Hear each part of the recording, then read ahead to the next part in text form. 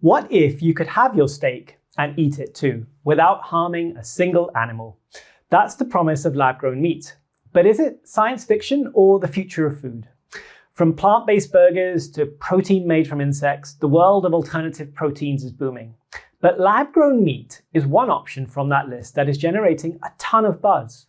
Why?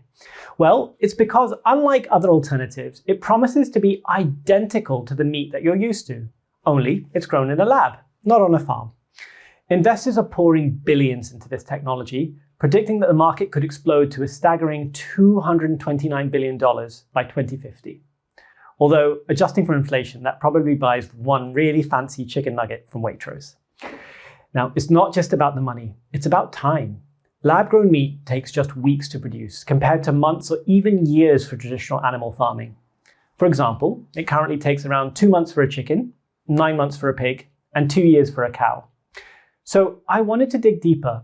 What exactly is lab-grown meat? Is it all hype, or could it truly revolutionize the way we eat? I'll share what I've uncovered, and by the end of this video, you'll be better equipped to form your own opinion on this potentially game-changing technology. Before we dive in, take a moment to think about your current stance. On a scale from absolutely never to please sign me up now, where do you stand on trying lab-grown meat? And keep that in mind as we explore this technology. You might be surprised how your opinion shifts, or maybe it won't.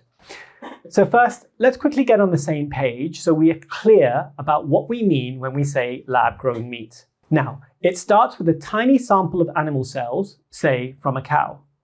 These cells are then grown in what are called bioreactors.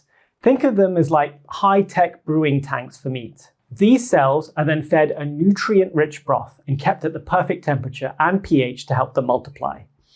Because these cells don't have a natural immune system to protect them, like they normally would, everything has to be kept incredibly sterile. Even a tiny bit of bacteria can contaminate the whole batch. Now, these cells multiply, and eventually you get them to form different types of cells, from muscle to fat to connective tissue, the building blocks of meat. Now, at first, these cells grow into kind of a shapeless mass, but that's where scaffolding comes in. It's a process that helps give the meat structure and texture, like a mold for the cells to grow on.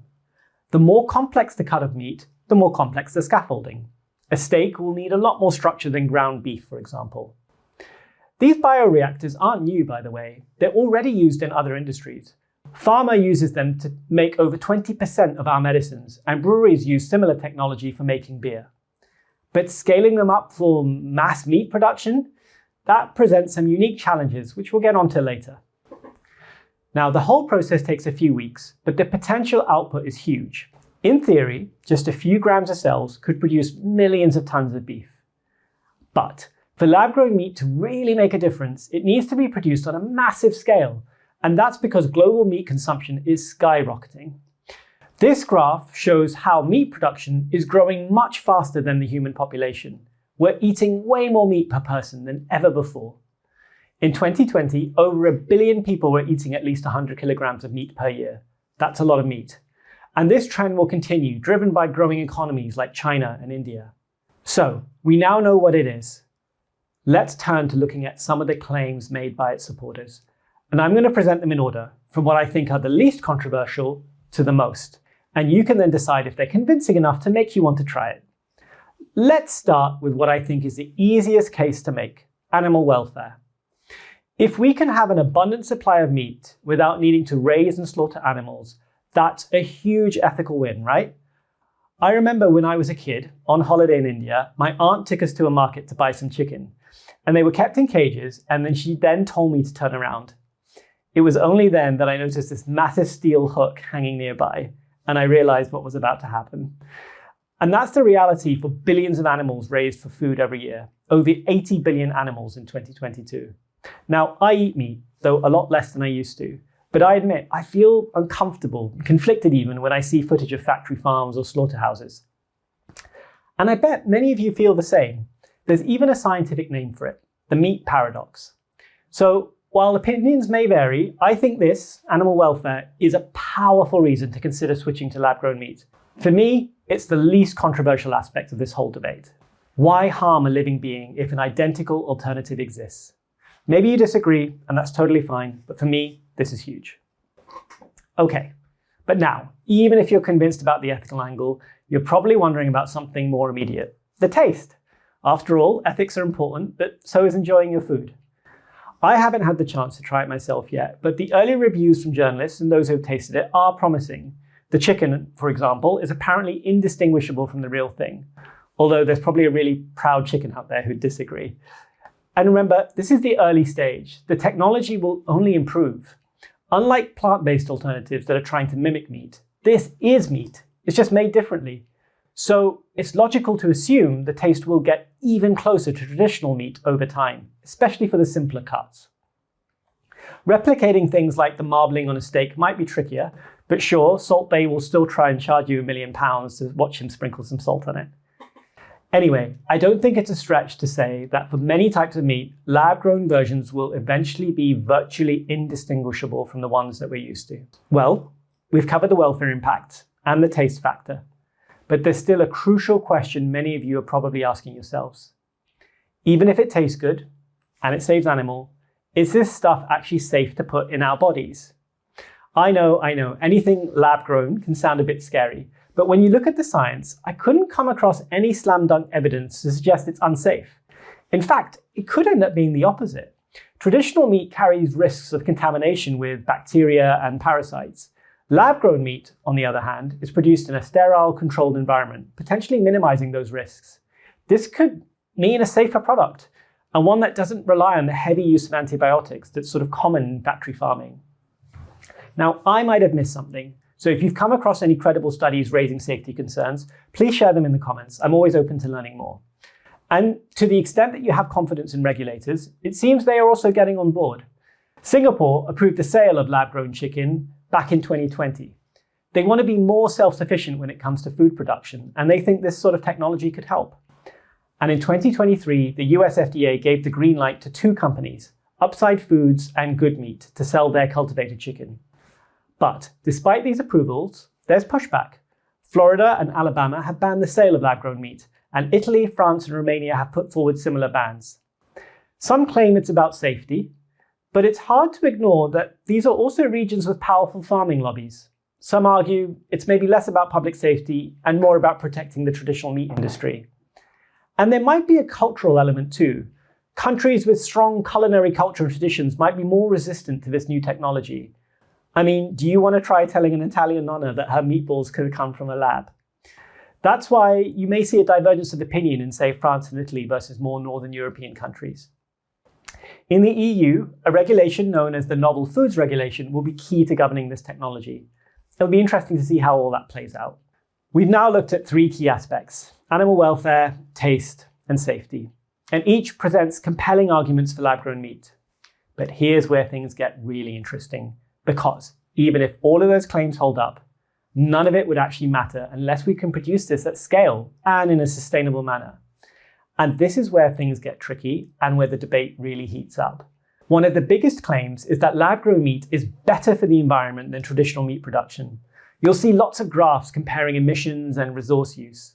But, and this is a big but, it's not that simple. Studies have pointed out that the environmental impact of lab-grown meat is actually overstated. For example, bioreactors require a lot of energy to run for heating, cooling, and other processes. And it's not just energy, it's even the materials needed. To produce even a small fraction of the world's current meat consumption, say 0.5 to 1%, we're talking 3 to 4 million tons of lab-grown meat. Some scientists point out that would require a massive number of bioreactors, like 10 to 20x more than the entire pharmaceutical industry currently uses. We're talking about investments on billions and billions of dollars and a lot of resources for things like steel, construction, and transportation. And then there are biochemical hurdles. Animals are essentially nature's bioreactors, with millions of years of evolution optimizing them for delivering things like oxygen to cells and removing waste. Replicating that evolutionary efficiency in a lab-made bioreactor is incredibly difficult. So the skeptics say we need major scientific breakthroughs to scale lab-grown meat to make it cost competitive with traditional meat. Even optimistic projections suggest it could be 4 times as expensive, at least initially. I actually came across a great video that dives deep into these scientific challenges. I'm going to link it in the description if you want to explore the science further afterwards. So let's come back to our main question. Will lab-grown meat become mainstream? And if it does, would you eat it? Well, as always on Future Flex, I'm going to encourage you to form your own point of view. But for what it's worth, here's my take. On the question of it becoming mainstream, I understand the skepticism about scalability. And it's valid. Reaching even 10% of global meat production with lab-grown meat would require some serious scientific advancements. And it will need to be scalable, given the growth in demand is outstripping the growth of the human population. But zooming out for a second, it seems this core debate is about whether we can move from demonstration scale to industrial scale. The startups are promising industrial scale, and the critics are saying, not so fast, you're still at demonstration scale, and the leap to industrial is a lot bigger than you're letting on. But I'm cautiously optimistic that in the medium term, we will see breakthroughs that overcome these hurdles, particularly regarding the biochemical and energy challenges. Think of other technologies like solar power or gene sequencing. They faced similar skepticism early on, but the cost plummeted and scale increased dramatically over time. Now, some argue that Moore's law doesn't apply to biology, and that's a fair point. But I think we're likely to see breakthroughs in related fields thanks to AI, including in biochemistry and material science. And all of that could accelerate progress in lab-grown meat. So let's imagine lab-grown meat does become more mainstream, even if it takes another decade or two. The big question remains, would you eat it? Personally, I think I would make the switch. I like to view the world in terms of interconnected systems. Genes build cells, cells build tissues, tissues build organs, organs build organisms, organisms build populations, and populations build ecosystems. So to me, lab-grown meat is still a collection of cells, just assembled in a different way, from the bottom up instead of top down, eliminating the need to raise and kill sentient beings. That alone, the animal welfare aspect, is a powerful motivator for me. It resolves that inner conflict, that meat paradox that we spoke about earlier. And it seems I'm not alone. Surveys show a significant proportion of people are open to trying lab-grown chicken and pork, though apparently only 8% are willing to try lab-grown Komodo dragon meat, which raises an interesting point. When we remove the traditional constraints of animal agriculture, we open up possibilities that were never before available. Would you be more adventurous with exotic meats if you knew no animals were harmed? Or does the very concept make you uncomfortable, regardless of the source? And even if you don't want to eat a dragon, do you think more conventional lab-grown meat is viable? Would you eat it?